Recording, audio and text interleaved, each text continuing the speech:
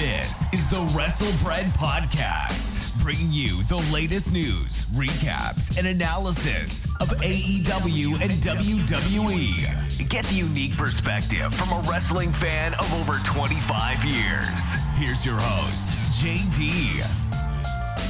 What's going on, guys? This is Jaydee, and this is episode 137 of the WrestleBread Podcast. So we had a lot that has happened this past week. We have the Royal Rumble coming up this Saturday, which I have to actually put a post-it up to remind myself that these pay-per-views are now on Saturdays instead of Sundays, or else I'll wake up Sunday morning like, damn, wasn't something supposed to be on yesterday? But we had that. We also had GCW this past week, and wait till you get to my review of that one as well.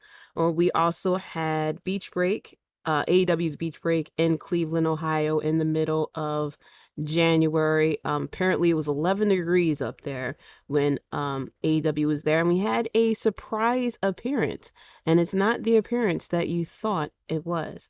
So let's get into it. So first, let's start with the review of GCW. Now, I had mentioned previously before that I was going to check out this event because there was a lot of hype about it. I saw YouTube ads about it. It was in the Hammerstein Ballroom in New York City, which will be the promotion's debut there. And it was the first wrestling event held in that venue since 2019.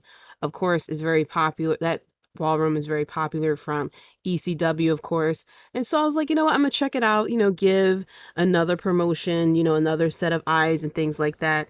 I actually forgot the time it starts. So when I tuned in, I actually tuned in to the third match of the card. I was going to go back to check out the other matches. Unfortunately, well, not unfortunately, but I didn't check out the rest of the matches. Overall, see, my thinking into this was, apparently I knew this was be a big show for them, that this was their opportunity to gain new viewers, to introduce new viewers to their original wrestlers. Because I knew there were some AEW wrestlers that was coming in, like Ruby Soho and Jon Moxley and whatnot. But what I thought was going to happen and what should have happened and what actually happened was like totally different things. And unfortunately, I will not be tuning in to GCW again. I felt as though, not exactly that it was, I don't want to say it felt like a waste of time, but it felt like a waste of time because what I expected, like I could have watched a lot of this on Wednesdays. So, and what they did, it felt very amateur. It felt like they were not ready for this moment. Bless their hearts that they set themselves for this, but they were not ready for this moment. They were not ready to get this many eyes, to get this much attention, because there was so many issues with production. There was issues with timing. Some of the matches went too long. Some of the matches were too short. Things felt rushed.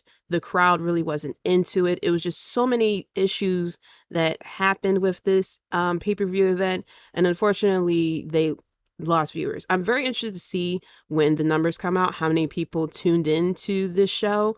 And I'm sure it's probably like one of their highest viewed shows, probably. What I didn't know, that I found out, was that this is their first pay-per-view event. I thought they've been doing these and, this is their biggest one because of how everything's set up. So going into the matches, like I said, I didn't see the first two matches, which was the grab the brass ring ladder match and then the trios match. I saw some clips on Twitter, and that's when I was like, oh snap, I forgot it was on and I had tuned in. I saw the clip of the dude smoking the joint who did I think it was a swanton bomb or a moonsault or something like that. And then I saw the other clip where there was 3 people stacked on each other's shoulders with another set of 3 people stacked on each other's shoulders, and then 2 people on the top was sitting there fighting and everyone else was holding arms to balance them. And I think there was I forgot what move that they did off of it, but I was like, okay, that looked like a cool move there.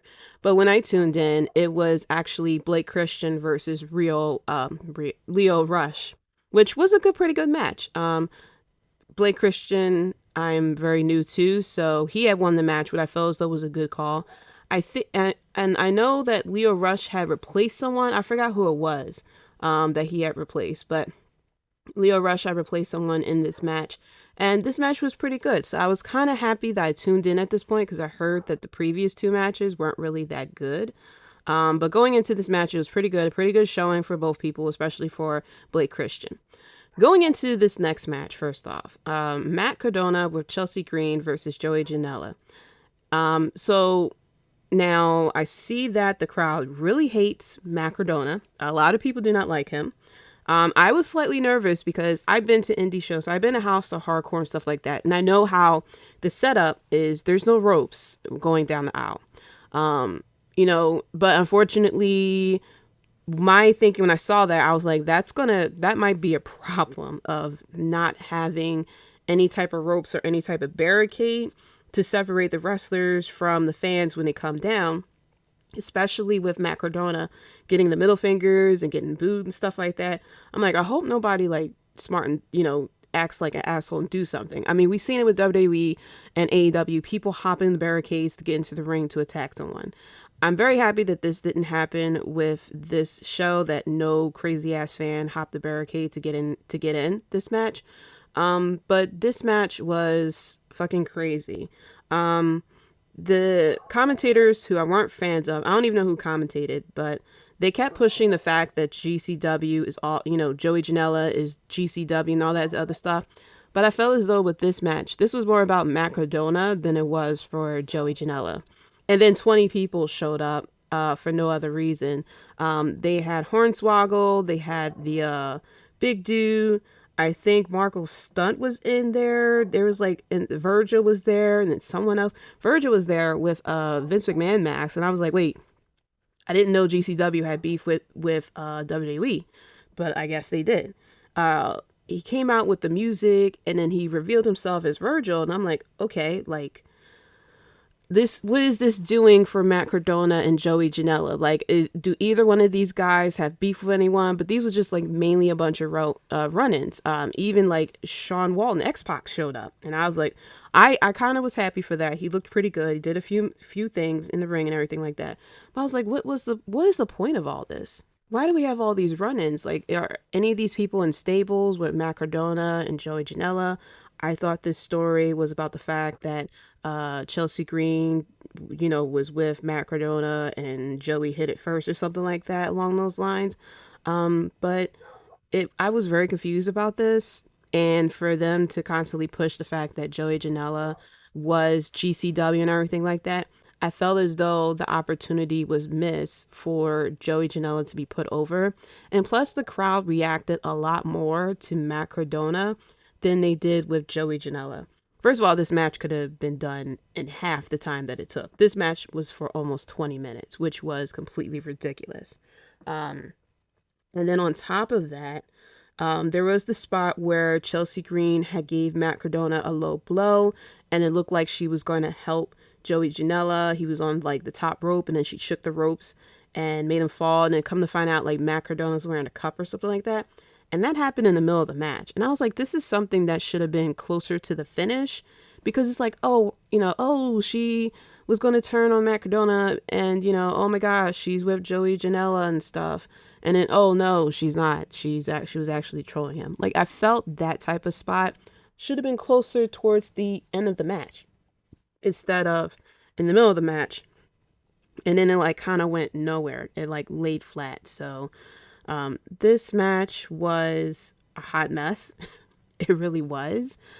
This match definitely could have been a lot shorter than it would have been. And, Matt Cardona coming out like he was John Cena in ECW. He threw the shirt out. Someone ripped it up and then threw it at Chelsea Green. I'm sure she was getting cursed out most of the night by the fans as well. But yeah, this match went way too long. And we will see the repercussions of the fact of how long this match went once we go on a little later. The match after this, I really didn't pay much attention to because I had no idea what was going on. But I saw Sabu come out, and then Sabu with his face mask on, he's like, look, blood, sweat, tears, piss, and shit, but Corona? No. COVID?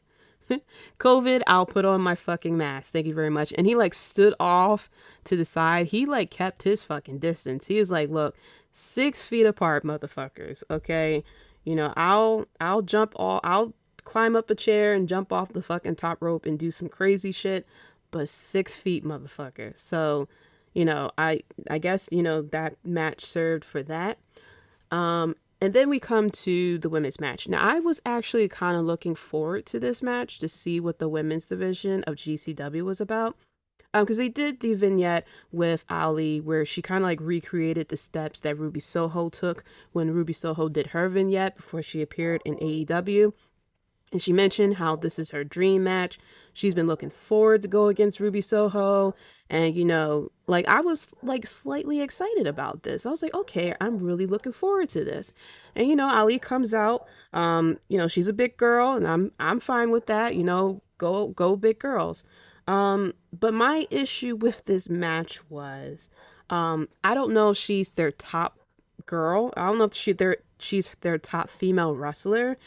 If she's their top female wrestler, then GCW really needs help. Like more help than than AEW, more help than NXT. Because this match was for like nine minutes, and by minute 4, she was gassed, and I saw it when she was going. She had climbed out she went to ringside. No, she climbed on the apron and she was going to go on the top rope, and she kind of like paused before she climbed up, and I'm like, is she gassed? Like her conditioning wasn't there. She was botching. Ruby Soho carried that match. She did the best that she could. The crowd booed at the fact that she won, but it's like she kind of had to win because unless Ali did the good old roll up out of nowhere type of situation, or there was an interference or something like that, it really wouldn't have made sense for Ali to win this match. And it was really a shame because once again, someone from the outside has won a match. And so this was not a good showing of GCW again. Because I'm like, I can watch Ruby Soho on Wednesdays, Wednesdays, Fridays, and sometimes on YouTube. This Ali chick I was interested in, but she just wasn't ready for this spot. And, I hope to see her again in a couple of years, but it wasn't good at all. Then after that, we had Jeff Jarrett going against Effie, and I like Effie. Effie is really cool. But Jeff Jarrett, I was expecting to hear the dead man walking, and then hear the gong, and he dressed up like fucking Undertaker out there.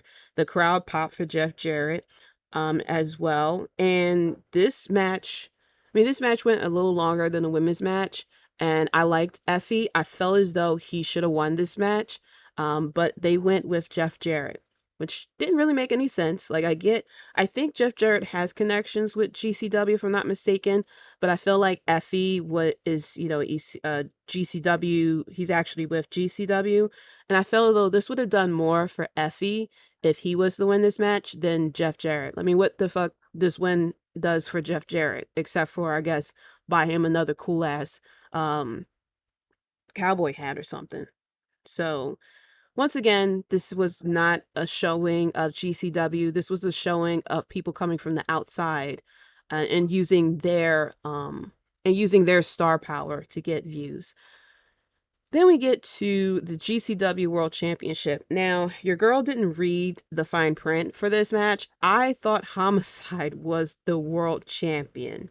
I didn't know Jon Moxley was the fucking champion. So when I found out Jon Moxley was the champion, I'm like, yo, you guys are putting on this big ass show and your fucking champion's not even with your company. So Jon Moxley came out as champion, and he left as champion. And so I'm sitting here like, yo, I can seriously just tune into AEW. Like, I get like, Jon Moxley and Ruby Soho, they're going to, and, Leo Rush, they're going against different people, but I'm like, I can get like better quality matches than this on Wednesdays. Okay. And so I'm not understanding why their world champion is Jon Moxley. I get it, like the star power and everything like that. But it didn't do any wonder for them. And then we get to the main event. And, the Briscoes had this open challenge. People thought it was FTR. I was hoping it wasn't FTR because I'm like, don't tell me once again we're pulling AEW into this when it should be about your originals, your original wrestlers, your people. But then came out Matt Tremart, which the crowd had popped for, and then Nick Gage. And the crowd went crazy. First of all, I was concerned because every fucking body crowded the aisle. Security had to hold people back, stuff like that. Everybody's going crazy and everything. And so the match starts, and I'm like, okay, I'm ready to see some craziness. I already know who Nick Gage is. Before AEW, before his match in AEW, I been knew who Nick Gage was. I know how crazy his matches can get. And I know he's a crazy motherfucker. So I'm like, okay, this is going to be interesting. This is my first time actually really sitting down and watching the Briscoes match. So I'm like, all right, this is going to be good. This is their main event. The hype, all this other stuff. You know what I mean? And before I could finish that thought, the fucking match was over. And I'm sitting here like, and the way that the match ended, of course, it didn't seem like that's how it was supposed to end because one of the Briscoe brothers had went to break up the pin, but the ref counted 3 so fast. And it was like, okay, yeah, Nick Gage, we got new champions, this, that, and the third.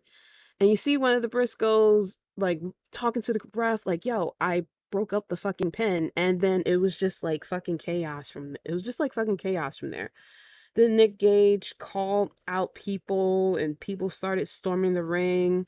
He's cut his promo and then lights out at 11 p.m. And I'm like, yo, this is how you end. This is how you do your show.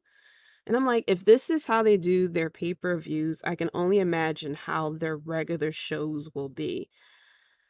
And yeah, it was shocking to have new champions, but obviously you can tell that they ran out of time and their main event was only 5 minutes. You made your main event 5 minutes, and it wasn't like it was 5 minutes because of an interference or DQ or something crazy happened or anything like that. No, it's because you didn't plan your show correctly that you ran out of time come the main event.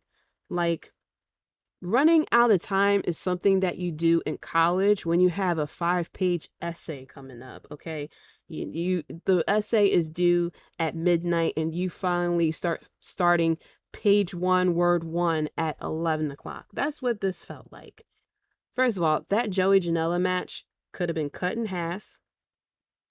I don't know what was going on with production. Someone should have been telling the ref to tell people like, hey, go home, pretty much finish the match. There should have been like time limits to this stuff, like hard time limits. Like, okay, this match can only go for this amount of time. This match can go for this amount of time, this, that, and the third, and then have people condensed down. Like, you did this to your main event, and it was just like, this was your opportunity to bring in new people. This was your opportunity to have people buy merchandise, buy tickets next time you go to another show. And it's like y'all just fucked everything up. And it felt like the audio was pretty bad. The camera kept cutting. I thought my feed was messed up. Kind of come to find out it was on them because the screen would just go black out of nowhere. And I'm like, oh, somebody about to come out. Bray Wyatt, is that you type of situation? Malachi Black, is that you? Is the House of Black coming out too? No, it was just their dumbass feed. They was working like it was a bunch of college interns in there. The audio was bad. The camera cuts was like a bit awkward and stuff. And it's really a shame because it did not do their company any justice. And unfortunately, I will not be tuning in to GCW like that anymore. I felt as though this was like very overhyped. The amount of attention they put into advertising this should have been the same amount of attention they put into the production. Like, this should have been, like, squared away. And not only that, the other thing that I'm a little upset about too is that this pay-per-view was more about the people who are outside GCW instead of the people inside GCW. I have no idea. Well, after watching this, I have no idea what GCW is. I know that it's an indie promotion where other people could come in, but the amount of people that they brought in, especially the run-ins that they had Virgil in there for some reason. They had Hornswoggle in there for some reason. And they had Jeff Jarrett, to bring in eyes, of course. But they had like AEW people in here that is like, I can just watch this stuff on Wednesdays. Like what's the point of me watching your show too? If I can watch the same people who you featured in better matches on Wednesday. And it's really a shame. It really is. Because I wanted to give this company a chance. But I can't. Maybe, year or two, maybe 2-3 years down the line, if they suddenly get their shit together, I'll probably maybe tune in again. But me, no, I'm not doing it. I'm not doing it again. They really didn't do themselves any justice at all. So going into my Royal Rumble predictions, I have to remember Royal Rumble, like I said before, is on Saturday instead of Sunday. And let's start off with the WWE Universal Championship. Roman Reigns versus Seth Freakin Rollins. The Usos are barred from ringside. So I have a feeling that I feel like this match can go either way because they have established the fact that Seth Rollins have yet to defeat Roman Reigns. And then on top of it, the Usos are barred from ringside. And I feel like the reason why they are barred from ringside is because someone else may possibly show up. It could be maybe Kevin Owens showing up to interfere to give Seth Rollins the win or to turn on him in order to give Roman Reigns the win, because we know that there is an underlining theme between these two that one is going to turn on the other. I highly doubt like The Rock or anyone else will show up to interfere as well, but I feel like something is going to happen. So I'm just going to officially go with Seth freaking Rollins. I feel as though maybe Roman Reigns may move on to go after the WWE Championship or something like that. Kind of since I don't know, I feel like they may switch the titles or something like that at this point. I don't think they're going to unify the titles. They don't really have that big of a roster, but I feel if they unify the titles, first of all, it's not going to give as many opportunities for other wrestlers to hold the title as we have been seeing for the past couple of years. I mean, can you imagine Roman Reigns holding on to the Universal Championship and it's the only belt for WWE? Next up, we have the mixed tag team match, Edge and Beth Phoenix versus the Miz and Maryse. I'm officially going to go with Edge and Beth Phoenix. I feel like with a lot of these mixed tag team matches that the Miz and Maurice are involved in, that they are able to lose, but still when they come through on the next feud, or if the Miz has another feud, like the loss doesn't really, damage the Miz and Maurice, because they tend to put on, they're really good as heels, and they're really good as far as pushing the story forward, if that makes sense.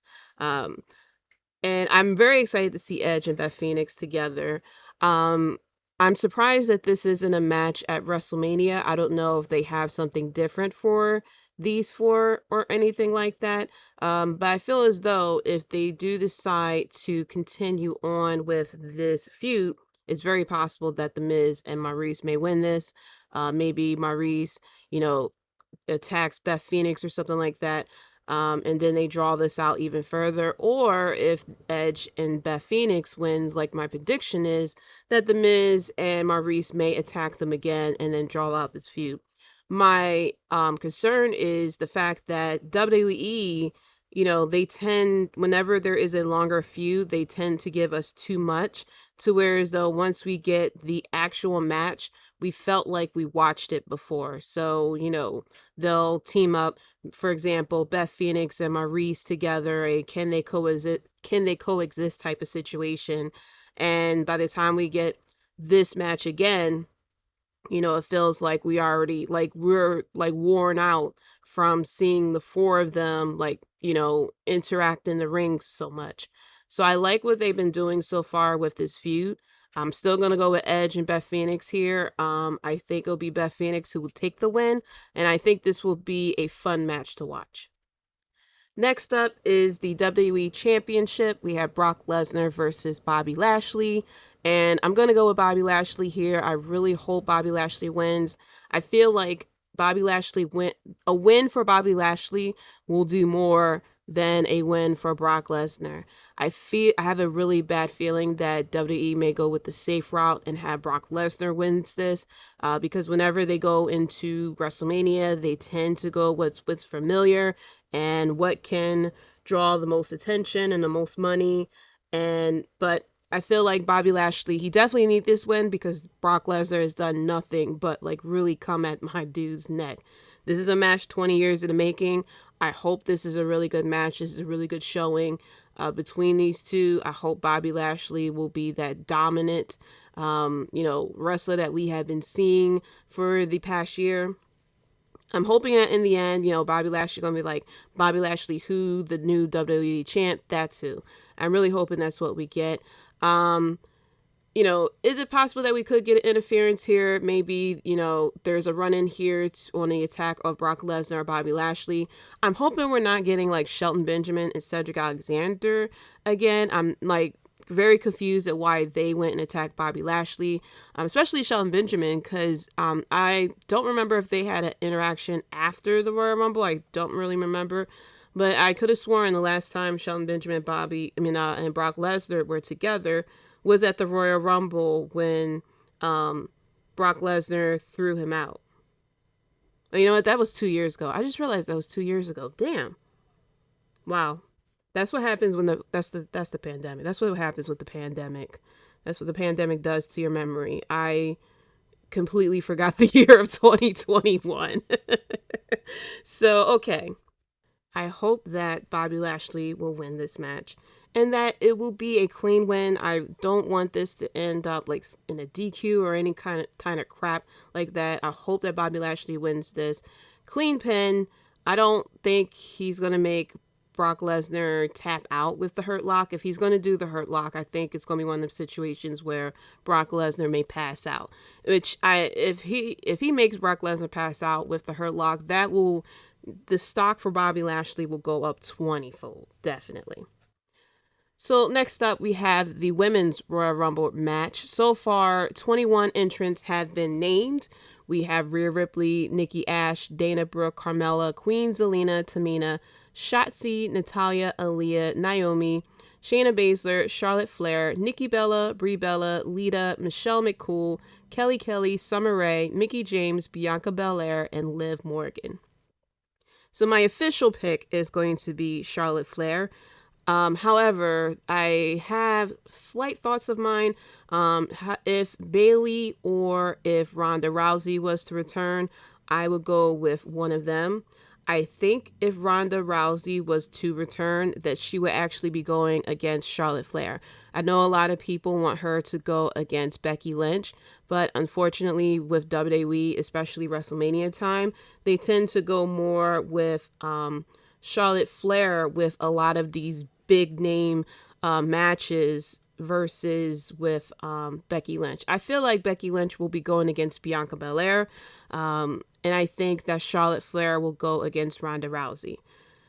I don't really see anyone else, unfortunately, going against Charlotte Flair because the women's division on SmackDown side is very weak. Charlotte Flair done went through pretty much everyone in that division. I'll be very shocked if someone in SmackDown other than Charlotte Flair wins. Like complete wild card will be like Lita or something like that, because Lita has been beefing with Charlotte Flair. But I feel like it's going to be Charlotte Flair. Like, why put the champ in and have her, when she says, if she were to win, that she will pick her own opponent instead of, why do that if that's not what's going to happen? I feel like Becky Lynch opponent will come up with the Elimination Chamber, but I feel like SmackDown's opponent will be Charlotte Flair. If Ronda Rousey enters this, I think she would go against Charlotte Flair. His last time Ronda Rousey was involved in WWE, they didn't have Fox, first of all. She was mainly on Raw, going for the Raw title. And I think this time, if Ronda Rousey was to come back, she will be more on Fox side, since USA done had all the fun. And I think it will help, smooth over the relationship with WWE and Fox, seeing as though, like, there's not, they have Brock Lesnar and they have Roman Reigns, but I feel like the fact with the women's division, they done lost Becky Lynch and Bianca Belair. There's a lot of more star power on Raw side than it is SmackDown side. And I feel like they're going to use Ronda Rousey to even out that. So if Ronda Rousey doesn't appear in the Royal Rumble, I think it's very possible that she will show up at the SmackDown after the Rumble when Charlotte Flair goes to announce who she wants to go against. I feel as though the surprise opponents, because we still have 9 people to go, it could be Bayley, it could be Ronda Rousey. Of course, it's going to be a lot of the NXT 2.0 women. I think, I feel like they can use maybe Mandy Rose, since she is champ, to, reintroduce her to the crowd. Raquel Gonzalez, maybe Cora Jade, because they're really big on Cora Jade as well. That's all I could really think of. I think all the other women that is there, Io Shirai, please let my boo Io Shirai be in it. But I think the other women that are there are not as established. Like, they're still very green, and they're just not ready for that next step. But I think Raquel Gonzalez, Dakota Kai as well, Kaylee Ray as well, maybe the other 2 members of Toxic Attraction as well. But that's all I could really think of off the top of my head that could re-enter. Also, I think Asuka is cleared as well to return. I'm not 100% sure. I could have swore I read somewhere that she was at a house show. I could be completely wrong, but I think that she is technically cleared to return. I hope she returns as well. And I think, like, other Hall of Famers that may show up, I think Trish Stratus will show up. Molly Holly will show up as well, possibly. And that would be a very fun interaction with Nikki Ash and Molly Holly. I was recently on the Julian's Wrestling Court podcast when we talked about it, and that point was brought up as well. But yeah, I can't think of any other legends that they can really bring back like that. I think the rest will be maybe 2 to 3 legends. I'm sure there's one that I've completely forgot about. And then the rest will be like NXT people, and then 2 major returns. So after that, we have the men's Royal Rumble match. And here we have Angelo Dawkins, Montez Ford, Rey Mysterio, Dominic Mysterio, Austin Theory, Sheamus, Johnny Knoxville, for some reason, Damian Priest, AJ Styles, Big E, Happy Corbin, Madcap Moss, Sami Zayn, Kofi Kingston, Kevin Owens, Omos, Randy Orton, Riddle, Chad Gable, Otis, Dolph Ziggler, and Robert Roode. You know what's really a shame when you look at this list for the men's Royal Rumble? There really isn't any names that really pop out as winners except for AJ Styles, Big E, and Kevin Owens. Like, possibly Randy Orton, but Randy Orton is very involved in the tag team division. And I don't really see anything else. I see Johnny Knoxville, eliminating Sami Zayn. They've been promoting Jackass a lot more than they've been promoting. They promoted Jackass Forever more with WWE than the fucking Black and Gold NXT, which is crazy. Whenever WWE wants to promote a movie or something like that, it feels like they just go all in. I feel my official pick will be AJ Styles. But when I was on, so I had a really bad thought, and please don't hit unsubscribe when you hear this thought. And, don't send me any hate comments at Twitter. What if Goldberg comes out at number 30? like I said, whenever it's WrestleMania time, WWE goes with what's comfortable and what works. And, it's around that time of the year, and you got to fulfill the contract of Goldberg with, knock out his couple of matches for the year. And I have a feeling that Goldberg is going to come out at number 30, especially if, I think he will be mainly going for Brock Lesnar or Bobby Lashley because he has beef with both of them. I mean, Brock Lesnar and Goldberg has been going back since the Stone Age with their back and forth. And then, of course, with Bobby Lashley and Goldberg won, but Bobby Lashley, I feel like Bobby Lashley kind of got the last laugh as well. I mean, it was settled in Saudi, but I feel like they'll probably like run it back type of situation. If he doesn't show up, I feel like AJ Styles will be the winner here. As far as people who may show up, because we have 8 people still remaining that hasn't been announced, I think a lot of it will be the NXT guys. The NXT guys have more experience in the ring. They're better in the ring than the women are in NXT 2.0. I'm hoping for LA Knight, maybe Roderick Strong, Von Wagner. He probably might show up. Maybe MSK. I'm not 100% sure. Let me see who else. Braun Breaker. Oh my gosh, whoever is going to fucking Royal Rumble, St. Louis. If you are going to the Royal Rumble and Braun Breaker comes out, y'all better motherfucking pop for this guy. Baby Steiner, you better pop for him. But I have a feeling that, Braun Breaker may come up as well. Maybe Tommaso Ciampa as well. Pete Dunne, a lot of the NXT Black and Gold that is still there that will be slowly coming up. Will we see Gunther? I hope we see Walter. I don't know about Gunther, but maybe he'll show up as well.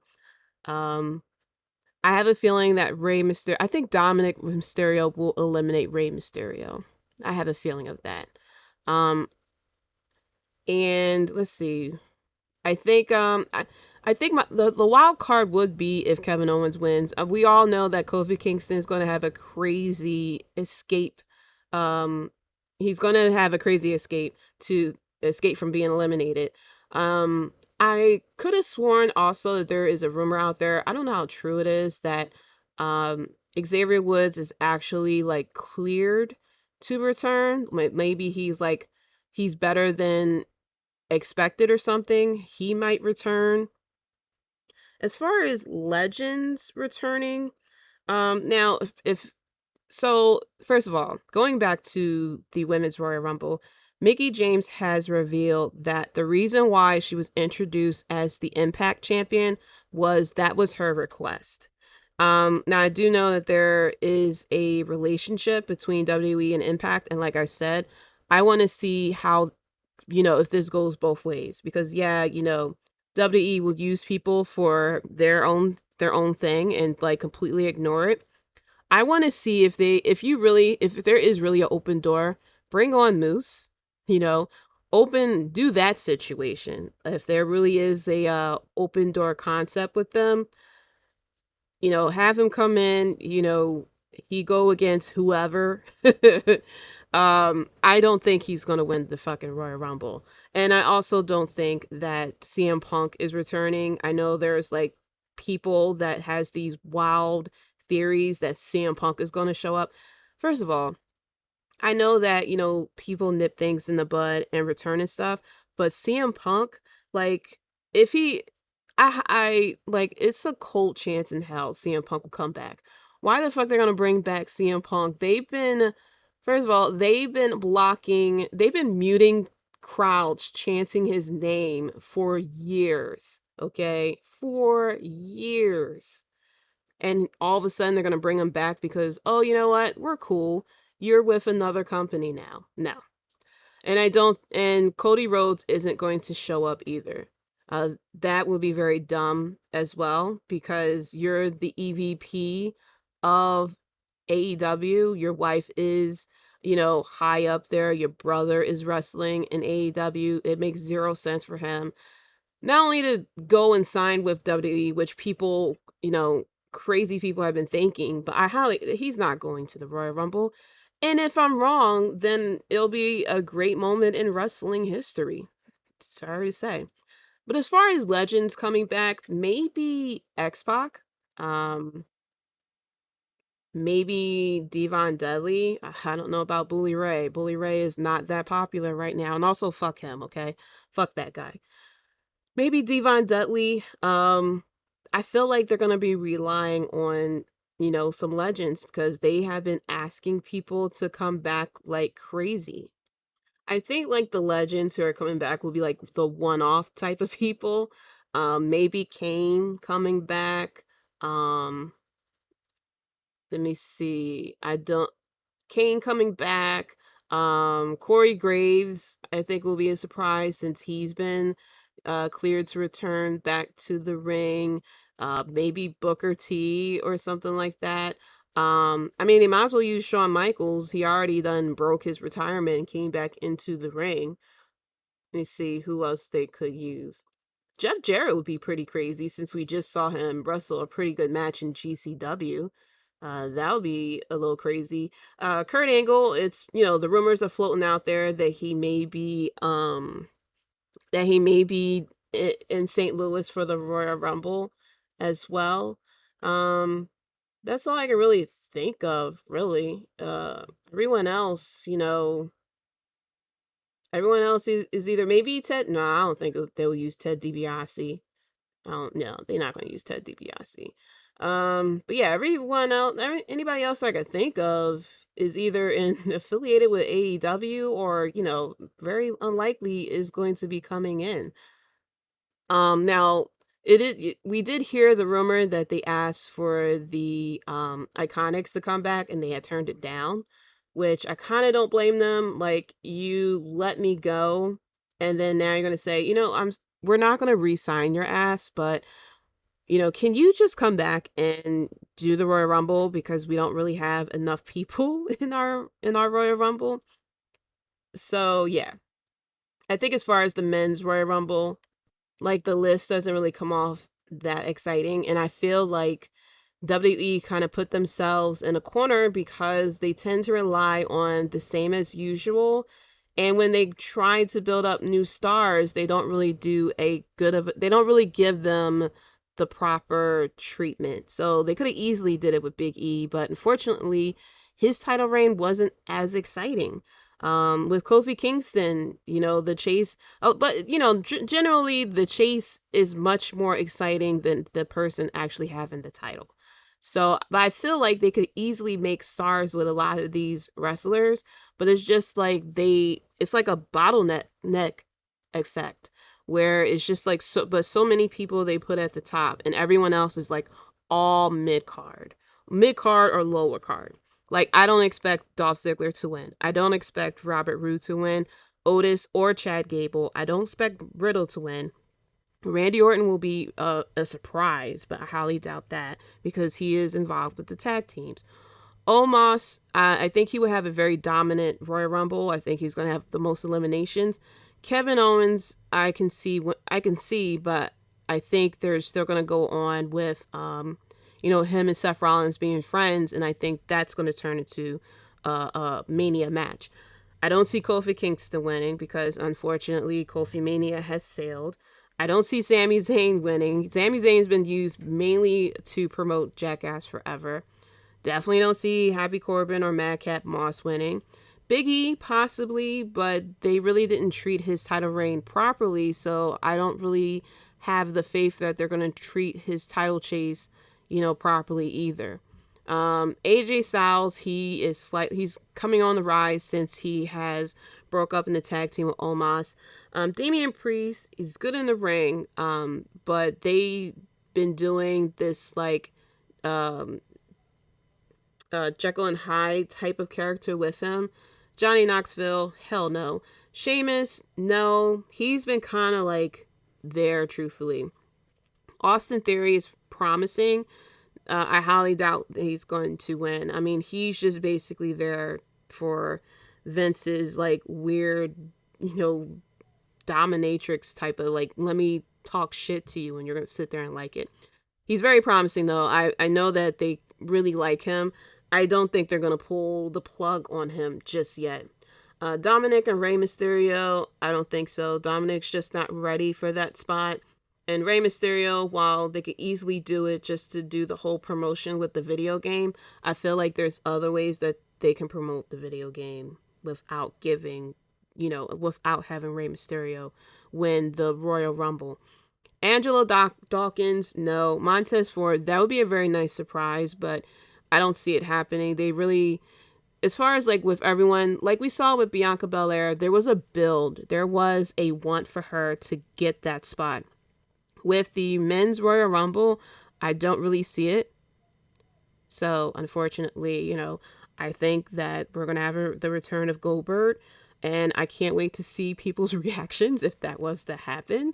And, I think we're just going to go from there. But yeah, overall, I feel like we're missing a lot of matches. First of all, where is the tag team titles? I mean, the Usos are mentioned on this card as being barred from ringside, but they don't have a match scheduled. Where the hell is Shinsuke Nakamura, first of all? He has a title. Damian Priest has a title, but he's in the Royal Rumble. It just feels like this card is lacking.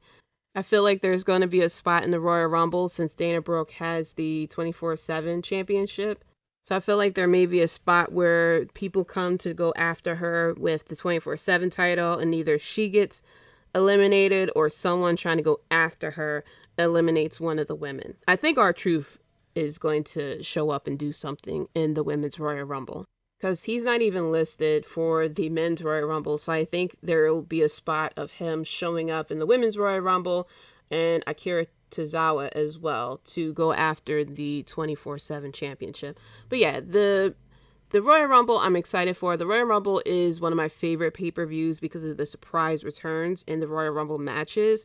But overall with the card, it felt like there is something lacking because we only got like 6 matches here.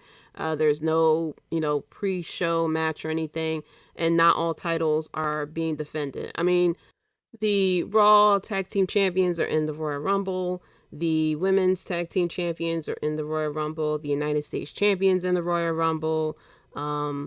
The Usos are barred from ringside, but they're not defending it. Shinsuke Nakamura is the IC champion, and he's not in the Royal Rumble and not even defending the title. And I don't even remember the last time he defended that damn title. Give me my Shinsuke Nakamura, okay?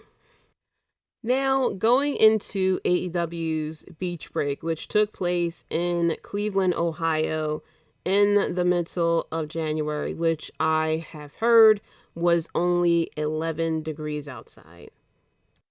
Now, of course, people, watching this because it was in Cleveland, like, why would you have a beach break in Cleveland if it wasn't to have the debut of Cleveland's own Johnny Gargano, aka Johnny Wrestling, aka what people have renamed Johnny Elite.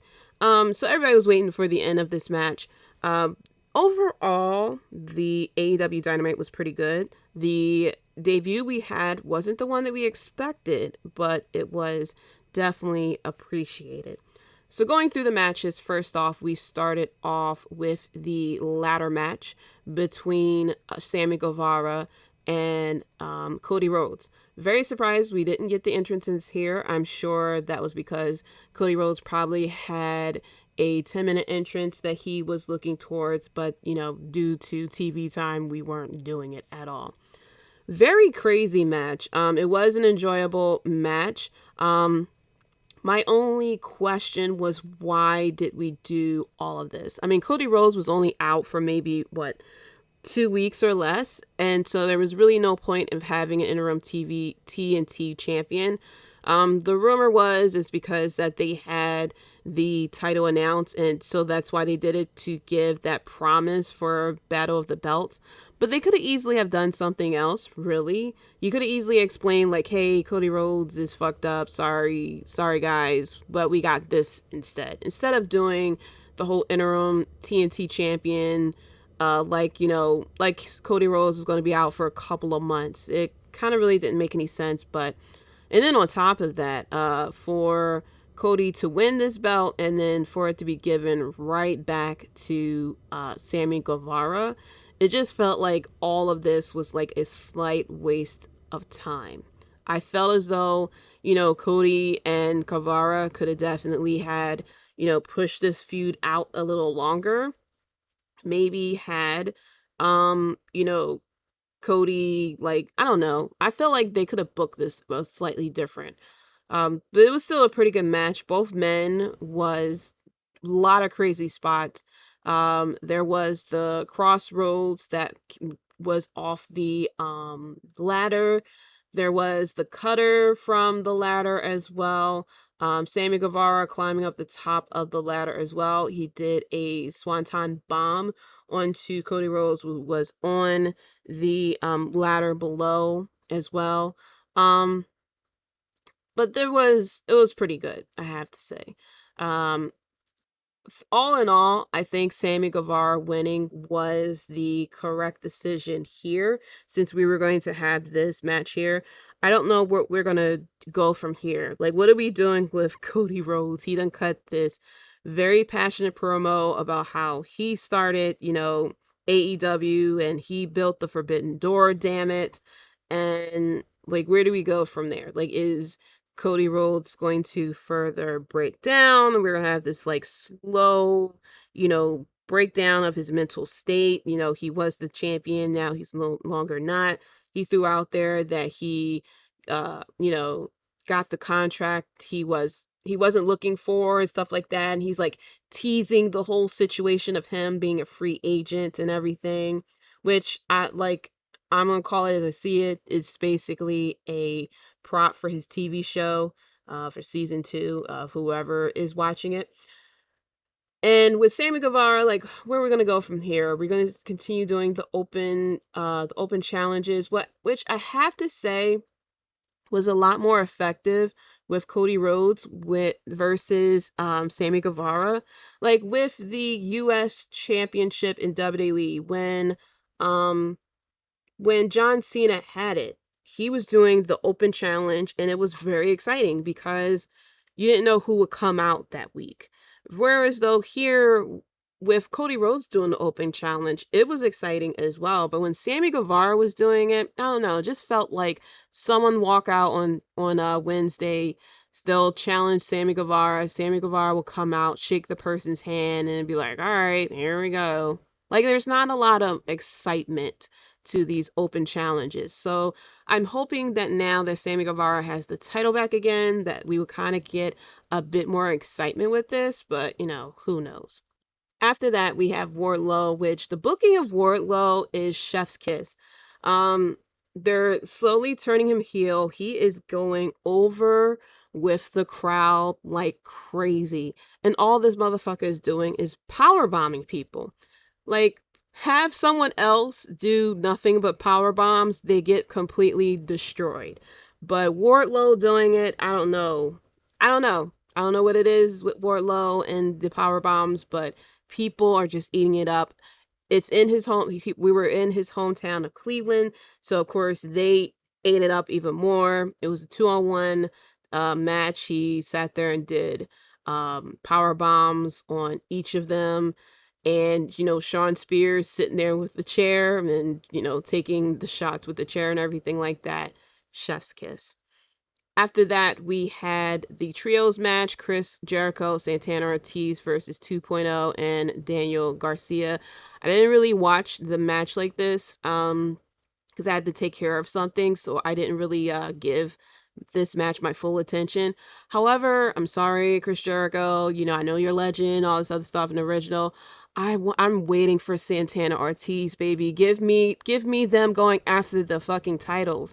I still remember them going against the Best Friends in the parking lot brawl. Give me those two guys back, yo. Like, I'm waiting for them. I know the Inner Circle did a lot for them. It did a lot for Sammy Guevara. Didn't really do too much for Jake Hager. But I'm waiting for Santana Ortiz to come out and take the the, tag team division by storm. I'm ready for it. So I am glad to see that they are slowly breaking away from Chris Jericho. I feel like I don't want Chris Jericho to go on commentary, but Chris Jericho in the ring doesn't have that sparkle anymore. I'm sorry to say. I like Daniel Garcia. He, like, the way he carries himself, especially when he walks to the ring, like, he acts like he's fucking Brock Lesnar in a 7-year-old's body. But I'm ready for Santana Ortiz. I really am. I'm hoping that they break away from the inner circle and then we just go at it. Then we also had CM Punk versus MJF, a verbal showdown between the two. It's really, first of all, we've been waiting for the promo versus promo of MJF and CM Punk.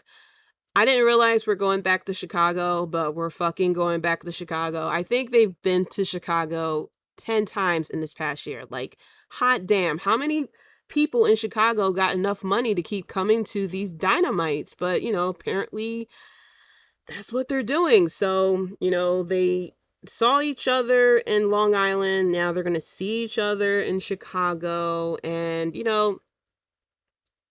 I'm fine for what it is. There has been a lot of back and forth with these two. And, and CM Punk done went through everyone. He done fucking, got the roll-up pin on Wardlow. He done, took out Shawn Spears in a matter of seconds. And, MJF came down with the FTR and Shawn Spears, and Wardlow was there. And Wardlow was sitting there like, yo, you guys really trying to get down like this? Like, he was in the corner like, look, I'm just here so I don't get fined, okay? Someone call Marshawn Lynch out here. So, yeah, MJF wasn't feeling it. We know that it's going to happen. Maybe that's what's going to happen when we finally get this fight between MJF and CM Punk. Like, I'm not believing we're getting to this fight until both competitors come out with their entrances in their wrestling gear, the bell rings, and we see the first lockup. That's when I'll believe that this match is happening. Because every time the match looked like it's about to happen, it's not happening. And yeah, okay. So I'm waiting for it. But we're going back to Chicago. That's what, apparently we all have been waiting for. And that's what they're going to do. After that, we had Red Velvet versus Layla Hirsch. This was okay. Well, let me be serious. It was okay. Layla Hirsch she has the look that she could be very dominant, and Red Velvet has the potential to be good, but it's just like, it wasn't happening with this match. And it's really a shame because I feel like the AEW women's division just need like a veteran or a coach. Like, these women need like slight help. Not as much help as we saw with the GCW match, but I feel like they just need practice. I know I sound like Allen Iverson right now, but they just need practice.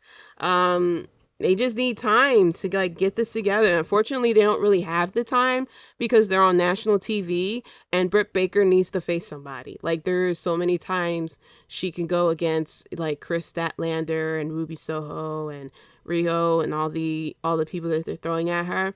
Like, they need to start building up some other women stars in the AEW women's division. And unfortunately, the women that they do have, it's not there. But I appreciate them for, giving us something different. After that, we had Dr. Britt Baker, DMD, cutting a promo of all the awards that she won, voted on by the fans and everything like that. All she did was come at Cleveland with the Pittsburgh Steelers cuts and stuff like that. I feel like this promo went a little too long, and I feel like it really didn't serve a purpose except for showing off the fact that she won awards and 2 covers. It's like, okay, but what are you doing in the ring? Like, what have you done for me lately? I rather have seen her I would have rather someone, interrupt this damn promo, which what I was expecting to happen. But instead, It was just her cutting the promo. And there were times in the promo where it felt like she was waiting for someone. You know how in a promo where someone was supposed to come out and they missed their cue, so the person in the ring kind of like dances around the last line and then they kind of repeat the line again to cue for the person to come out. That's what the second half of Britt Baker's promo felt like. It felt like someone was supposed to come out and they missed their cue. You know, like someone tripped going up the steps or something and they didn't cue the music yet. You know, that's what it felt like.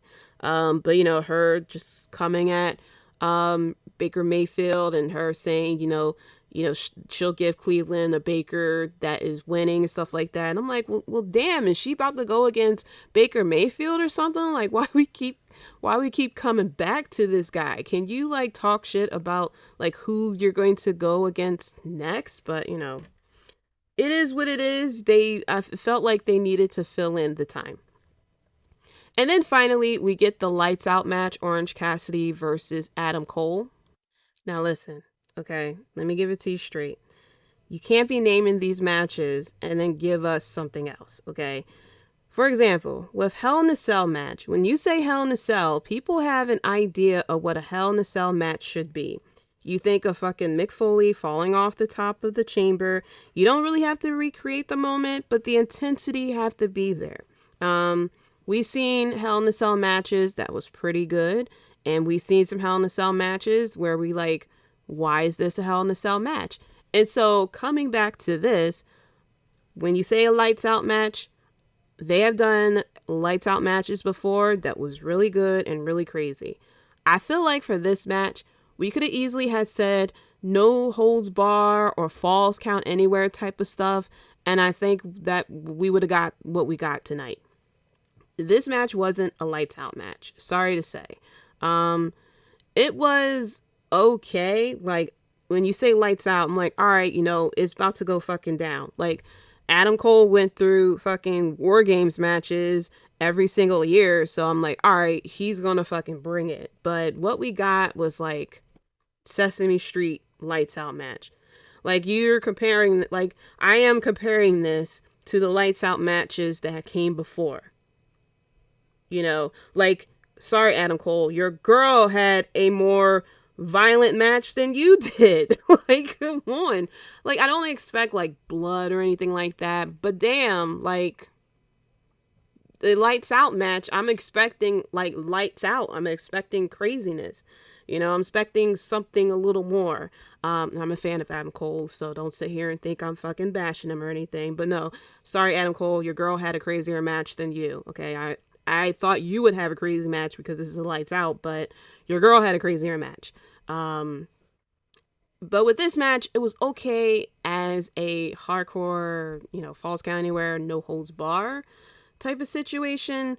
But this match was pretty lacking as a lights out match. And then on top of that, like I expected the interference because Adam Cole got like 50 people rocking with him.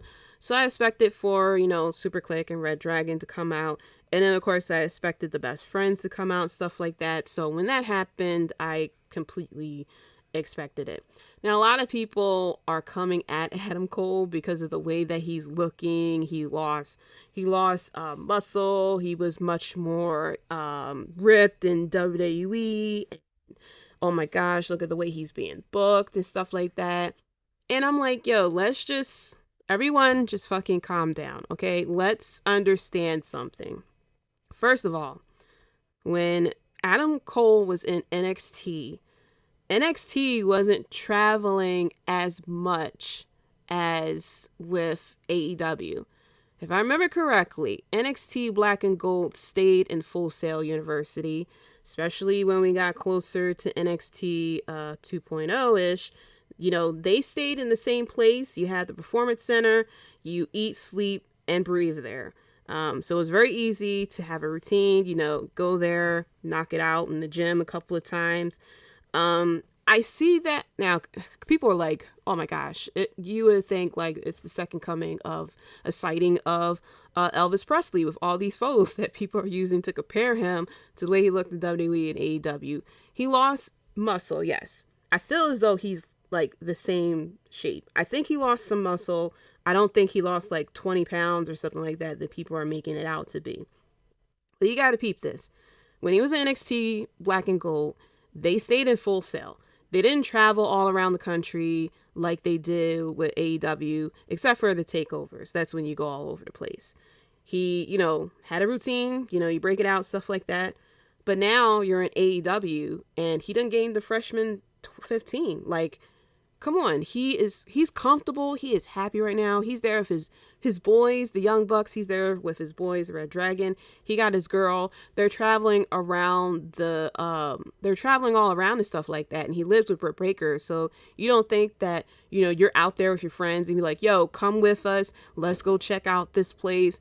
Yo, we in Philly. Let's go eat some cheesesteaks. Yo, we in Chicago. Let's go get a pizza. He's eating. He's happy, he's fine. Let's all just take a breath and fucking calm down. Like, he had to sit there and watch. He was basically the person looking out the vent, watching SpongeBob, walking around waving his hands because, he saw the Young Bucks and his girl out there having fun. He went there and joined them, got his 2 buddies to come with him, and now he's living nice. So he's eating. Your boy is eating. He's not working out. He don't have to schedule down, stuff like that. Just let it ride, man. Let it ride. So many people can go against Hangman Page right now. Only but so many people, like, you want him to go after the TNT champion? Like, how you want him to wrestle right now? Our boy is picking up wins. He's 25-0 or something like that. And at first I thought with him losing here with Orange Cassidy, I thought Adam Cole was going to win this.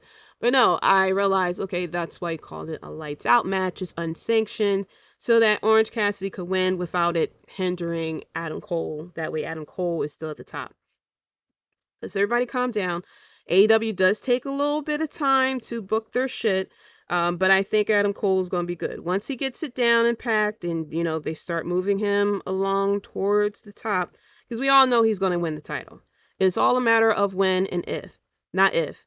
But with AEW Championship, people, they let them hold the title for a while. So they're not playing hot potato with the AEW Championship. So it's only but so many people can go against Adam Page. Adam Page got to check up some wins and stuff. When Adam Cole eventually go against Hangman Page, he's going to win. If he doesn't win, then we can all, come on to Twitter with our torches and stuff like that and say how he's not being booked correctly. I mean, that's my opinion. Like, I'm a fan of Adam Cole. I like what he did with Undisputed Era and stuff like that.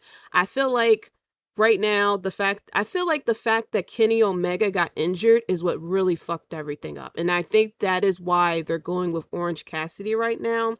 Because I think the real play here was for, when Red Dragon comes over, then it'll be the Elite versus, the Elite Era or Undisputed Era 2.0, whatever they're going to call themselves. I think that's what the play actually is. The fact that Kenny Omega got injured, that's why we're getting Orange Cassidy right now. Give Adam Cole a couple of wins and stuff like that. And so that when Kenny Omega comes back and you got Adam Cole going against him, especially for people who don't know what Adam Cole did in WWE, you can sit there and like, all right, Adam Cole's here, like 50-0 and everything like that. And he's ready to take on Kenny Omega, which everyone, their mama and their grandmama and their aunt and the pet dog say is one of the best wrestlers in the world. Except for, no, everybody says that. I got confused there.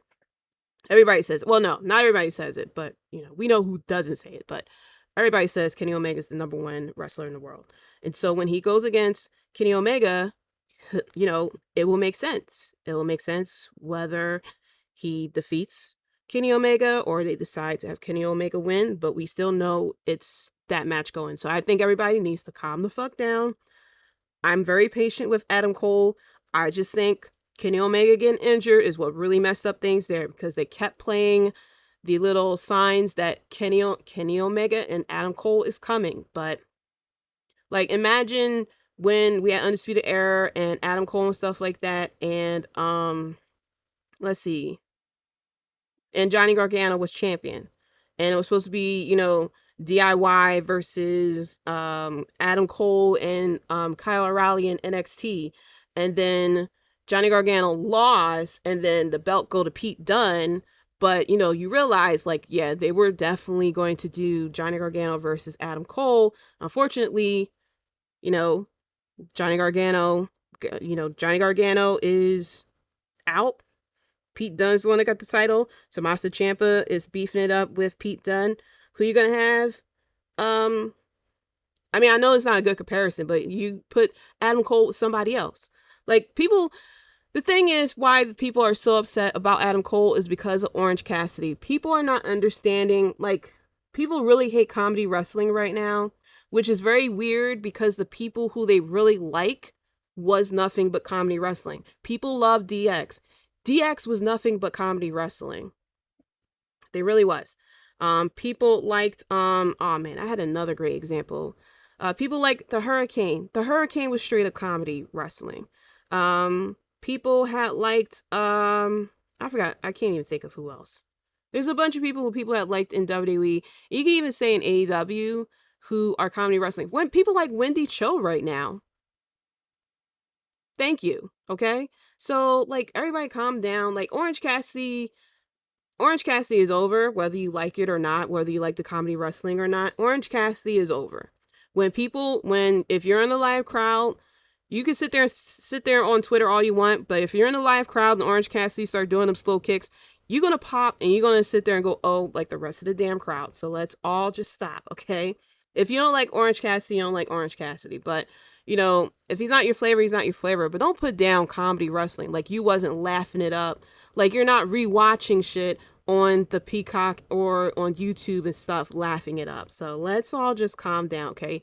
Not everything is going to be ECW, all right? I don't know what you're expecting, but Adam Cole's having fun.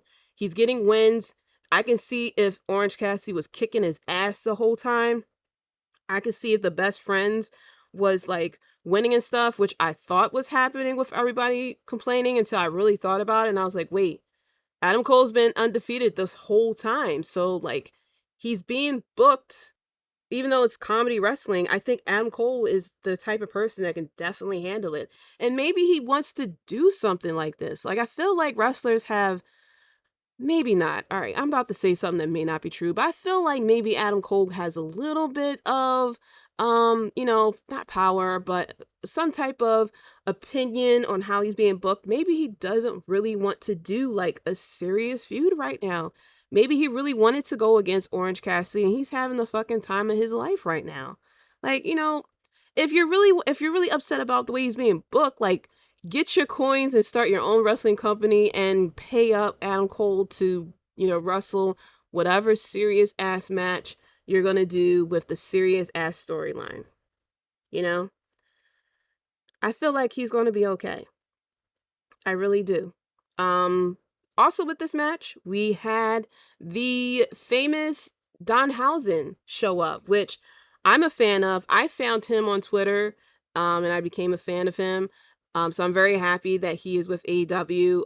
He did fill out an application for A and W, but I'm happy that maybe A and W sent it to AEW, and he got his coins now.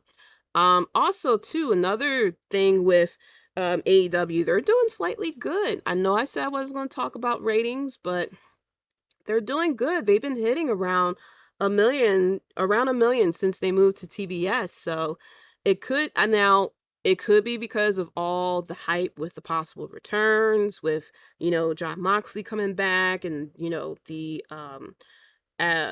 Bryan Danielson versus Hangman Page and stuff. So, but however, good for them.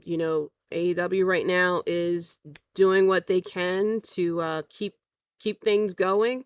I don't even know what they're booking for next week, but it's a very exciting time for wrestling right now. So, it is what it is. People had expected Johnny Gargano to appear at that show, of course. I also thought he was going to appear because it was going to be in Cleveland, but then as we got closer to Dynamite and Tony Khan was very fucking quiet, I was like, he ain't showing up. If he was showing up, Tony Khan would have been on Busted Radio. We all know what would have been happening. He would have been on Twitter. Oh my gosh, the biggest signing. I'm so excited about Dynamite. Be sure to check it out. You may see somebody, even though we did get, someone else who we wanted. we didn't get the guy we wanted. But it makes sense that Johnny Gargano didn't show up to that Wednesday night, because he is, Candice LeRae is expecting their first baby. He did mention a few times on his Twitter stream that he wants to be there for the baby and for Candice as well. So I think once she has the baby, he'll be there for maybe like a month or so. She's still in contract with WWE as well.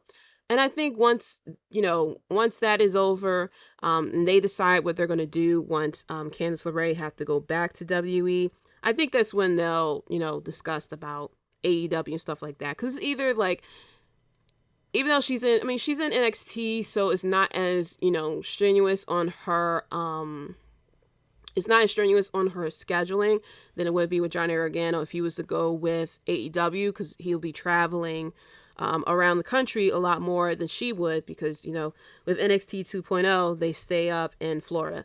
Even though there is a rumor out there that they are looking to travel around Florida, but I think they just got to figure life out right now once the baby comes.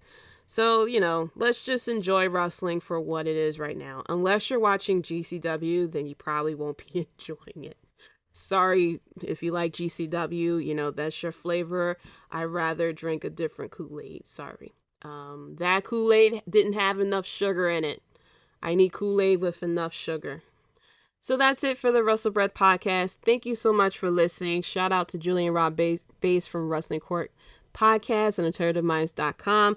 I was just on the most recent episode of Wrestling Court Podcast. We spoke about GCW and the Royal Rumble prediction, so be sure to check that out as well. Shout out to Keita and Jay from the Keita and Jay Show, Chris from We Talk Next Podcast, which is featured on the Keita and Jay Show, Nando and Larry from Half K Podcast. If you're interested in not even like Black and Gold NXT, but way back NXT, definitely check them out as they go through the previous seasons of NXT.